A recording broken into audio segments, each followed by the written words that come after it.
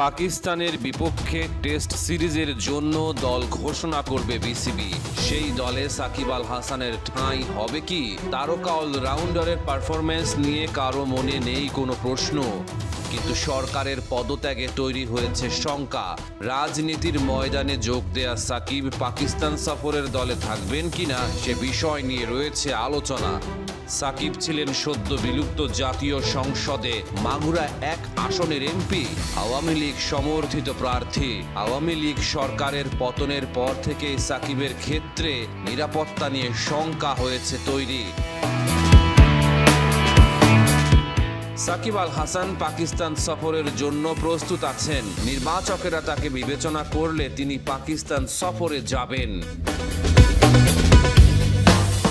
পাকিস্তানের উদ্দেশ্যে সোমবার দেশ ছাড়বে টাইগাররা।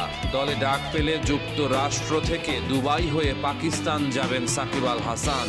কানাডার গ্লোবাল টি20তে বাংলা টাইগার্সের হয়ে দুটি ছড়ান।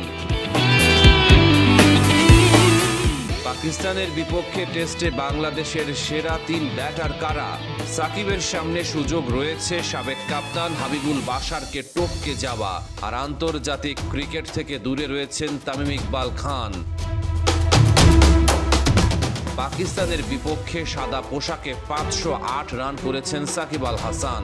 মেন ইন গ্রিনদের বিপক্ষে টেস্টে সাকিবের ব্যাটিং এভারেজ বেশ ভালো। নামের পাশে রয়েছে একটা সেঞ্চুরি, সাথে 4টা 50।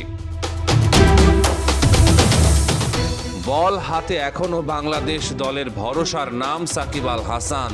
পাকিস্তানের বিপক্ষে 5 ম্যাচে শিকার করেছেন 9 উইকেট, 82 রানে 6 উইকেট, ইনিংসে বেস্ট। সাকিব পাকিস্তানের মাটিতে কোনো টেস্ট খেলেননি, তবে ওডিআইয়ে ওদের বিপক্ষে দুটি ছড়িয়েছেন তিনি। রয়েছে একটা ঝকঝকে সেঞ্চুরি, সাথে 2টা 50। রহমান পেয়ার 71।